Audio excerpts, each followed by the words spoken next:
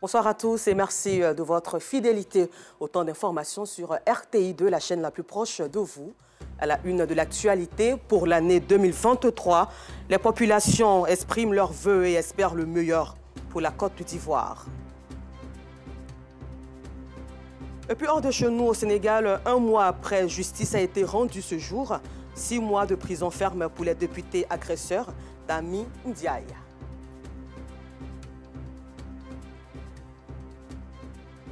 Encore merci à vous d'être avec nous sur RTI2. Pour ces fêtes de fin d'année, les soldats de feu avaient procédé à la prise d'armes avant le déploiement sur les différents sites d'intervention. À l'occasion, le général Issa Sako, patron des sapeurs-pompiers militaires de Côte d'Ivoire, après ces dernières consignes, avait invité les populations à la prudence et être lucides avant, pendant et après les fêtes. Notre reporter Yacouba Koulibaly était à la caserne des sapeurs-pompiers militaires de l'Indénié. Suivons ensemble son reportage. 16h30, prise d'armes à la caserne de l'Indénié dans la commune d'Adjamé, avant le démarrage officiel des opérations de secourisme des populations lors de la Saint-Sylvestre. C'est le moment pour le général Issa Sako, patron des sapeurs-pompiers militaires de Côte d'Ivoire, de donner les dernières consignes et inviter les populations à la prudence. Nous avons déjà déployé sur le terrain toute notre garde habituelle. En plus, nous avons mobilisé environ 200 éléments pour renforcer les points les plus critiques pendant lesquels certains événements vont se produire. Et je voudrais demander vraiment aux populations de faire preuve de modération. Les soldats du feu rejoignent les différents sites d'intervention. Ces sapeurs-pompiers militaires sont en alerte dans ce bureau des opérations et de transmission. Nous sommes sur pied depuis 16 heures avec un détachement constitué de près de 200 sapeurs-pompiers et une vingtaine d'engins prépositionnés un peu partout dans le district d'Abidjan pour couvrir tout ce qui est comme manifestation de grande envergure. À 21h, le général Issa Sako, superviseur général de l'opération, entame le contrôle des différents postes ciblés du district d'Abidjan. Sur le terrain, la synergie de toutes les forces de sécurité ne passe pas inaperçue. Leur présence rassure. Nous sommes satisfaits du déroulement du travail qu'ils font sur l'ensemble du territoire national. Donc quand même, il y a la sécurité. Ce n'est pas seulement qu'il y a un groupe qui est là, je viens de voir un autre groupe de la CRS qui est là. Mais l'uniforme rattaché, tout est même chose, c'est pareil. Donc c'est une satisfaction pour nous et en cette fin d'année aussi, nous leur disons merci pour tout le bon travail qu'ils font dans la ville d'Abidjan et partout. De retour à la caserne, le commandant des opérations de secourisme des populations fait le point de la situation. Les choses se sont bien déroulées jusqu'à présent. Il y a une très bonne coordination entre la police, la gendarmerie, le SAMU, la Croix-Rouge et nos hommes sur tous ces sites. Donc on ose espérer que toutes les situations qui pourraient se produire seront prises en compte de la meilleure des façons. Ce sont plus de 1000 soldats du feu qui sont déployés sur les différentes artères du district d'Abidjan. Une opération qui vise à sécuriser la Saint-Sylvestre 2022 et prévenir les risques de bousculade. Garantie pour une vie sauve. Se refaire aussi une beauté à l'occasion du Nouvel An était une préoccupation majeure pour certains Ivoiriens. Dans la nuit du 31 décembre, ils n'ont pas hésité à prendre d'assaut les salons de coiffure pour hommes et dames. Une occasion qui a été saisie par les responsables de salons de coiffure pour faire de bonnes affaires. Ils ont travaillé toute la nuit du 31 décembre avec Nour Sangaré et Ami Koulibaly, replongeant dans cette atmosphère paisible et de convivialité. À Tekoubé, il est 23h ce 31 décembre, jour festif pour de nombreux Ivoiriens. Cette soirée, Raimi a décidé de la passer dans son salon de coiffure. Pour lui, pas question de perdre les derniers clients qui souhaitent se rendre beaux pour la nouvelle année. Sa priorité, c'est remplir les poches afin de se mettre à l'abri du besoin après les fêtes.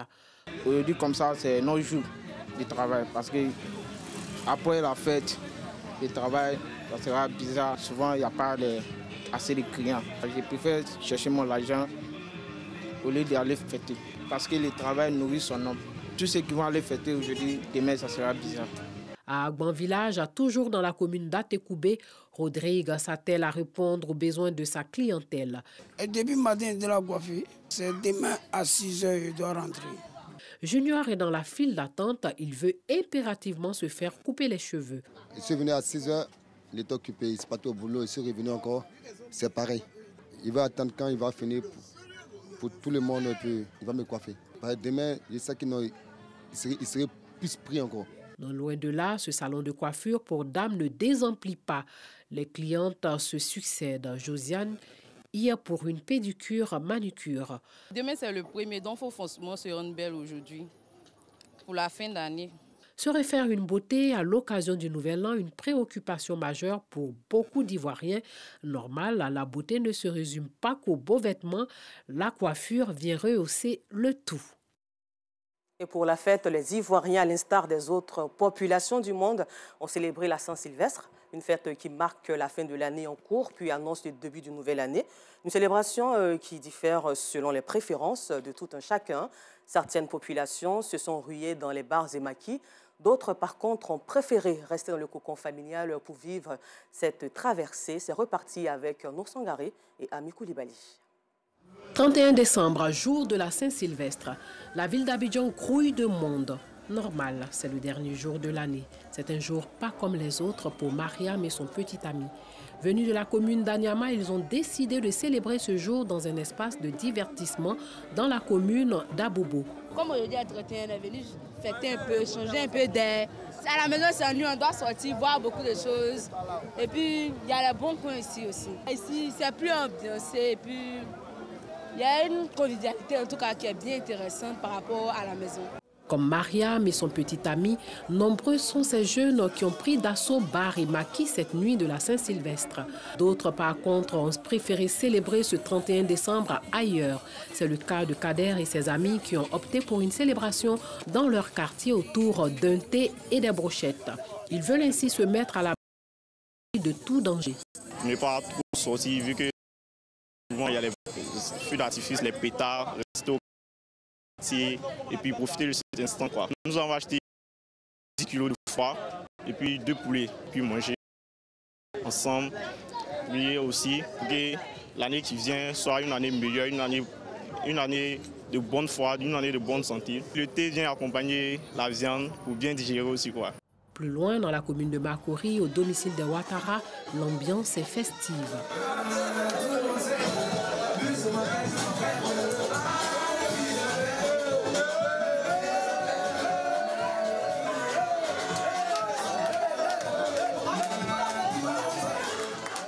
Ce couple célèbre ses 15 années de mariage, une célébration qui coïncide avec la Saint-Sylvestre. C'est un grand plaisir pour nous de résister pendant 15 ans. C'est du chemin parcouru et nous prions Dieu qu'il ait toujours sa main sur notre foyer. Le choix de cette fête au domicile familial n'est pas fortuit. C'est plus naturel de fêter en famille, chez soi. Ça enseigne beaucoup de choses. Ça consolide les liens du foyer, des enfants, et ça vous responsabilise. Quand les amis se déplacent pour venir chez vous à domicile, c'est une responsabilité que vous prenez. La Saint-Sylvestre, un moment de fête, mais aussi de partage. Pour entrer dans la nouvelle année, les différentes couches sociales de la commune d'Atekoubé se sont retrouvées autour d'un repas.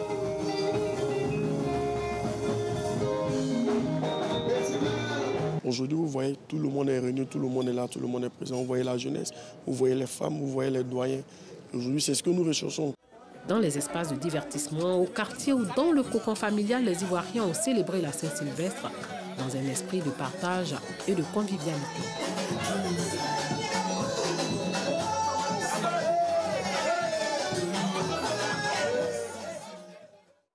Aujourd'hui, lundi 2 janvier 2023, nous sommes en début d'année. À cette occasion, les populations ont exprimé leurs vœux et se sont prononcées sur les attentes pour cette année 2023 au micro de Maïssa Kogay. Le renforcement de la paix, la cohésion et de la sécurité sont essentiellement les vœux émis par des Ivoiriens pour cette nouvelle année 2023. C'est vrai que le chef de l'État crée les conditions. Il construit chaque jour donc les infrastructures nécessaires pour que la Côte d'Ivoire relance son économie. Je voudrais m'intéresser au ministre d'État, le ministre de la Défense, M. Tenir Birame Ouattara, qui, de par son abnégation au travail, arrive donc à créer en Côte d'Ivoire un climat de sérénité. C'est de ça que nous avons besoin, surtout pour la nouvelle année qui commence. Nous souhaitons que les élections à venir, les élections municipales, régionales, viennent définitivement sceller la grandeur de notre nation à travers une élection inclusive et réussie. À l'occasion de la nouvelle année 2023, je souhaite que cet élan de pardon, dans lequel nous a installé la volonté du chef de l'État, soit réellement un pardon qui aboutisse à une réconciliation définitive et totale. De nouveau la paix, la cohésion sociale, l'entente entre le peuple de Côte d'Ivoire et du Mali, la parole, les écoutes, les discussions peuvent nous amener à cultiver la paix entre les peuples. Donc je souhaite que l'année 2023 soit une année de paix et cohésion sociale entre le peuple malien et le peuple ivoirien. Pour d'autres, l'accent doit être mis sur la poursuite des actions de développement menées par le gouvernement ivoirien avec à sa tête le président de la République, Alassane Ouattara. Je demande à notre Dieu, le Créateur, de toucher les cœurs des Ivoiriens, de toucher les cœurs de nos dirigeants, pour que cette année, nous puissions adopter l'amour, l'humilité, le pardon. Et nos attentes pour la nouvelle année, c'est qu'il y ait la paix, la cohésion entre les filles et les fils de notre pays. Que Dieu donne longue vie au chef de l'État, le président Alassane Ouattara, afin qu'il puisse continuer l'œuvre gigantesque qu'il a entrepris pour le bonheur des Ivoiriens. Sans la paix, on ne peut pas atteindre nos objectifs de développement. Donc nous prions pour la paix. Cette année sera une année électorale. Que cela se fasse dans la convivialité, dans le respect mutuel de nos engagements et que nous puissions travailler pour la Côte d'Ivoire et non travailler pour nous-mêmes. Je voudrais aussi profiter pour saluer tous nos braves paysans. Les braves paysans qui travaillent au quotidien pour permettre à la Côte d'Ivoire de disposer de produits alimentaires. Adieu 2022, bonjour 2023. Une année en laquelle l'ensemble des populations place beaucoup d'espoir pour une Côte d'Ivoire prospère et pacifique. Et pour vivre ces vœux de paix, de cohésion sociale, rendons-nous tout de suite dans le village du Dagbé, dans la commune de Songon. Là-bas, le chef du village a ouvert les portes de son domicile aux villageois pour célébrer la Saint-Sylvestre. Une opportunité pour lui d'être plus proche plutôt de sa population. Un reportage signé Théodore Zouzou. Dagbé, village de la commune de Songon. Une bonne odeur s'échappe de la cuisine du chef du village. Des mets hachants concoctés par les femmes pour satisfaire l'appétit des habitants du village ces derniers jours de l'année 2022.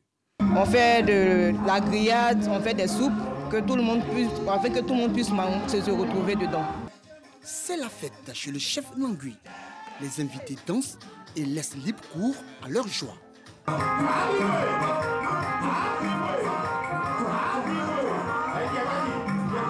L'ambiance entretenue par un disjockeur des circonstances.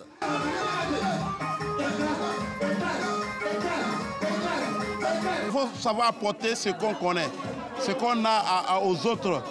C'est pour cela que pendant ce réveillon, j'ai décidé de transmettre mon savoir-faire pour animer, pour donner le plaisir à tout un chacun. La fête à Dagbé, c'est aussi un moment de retrouvailles et d'échange. D'abord, il y a une question de sécurité.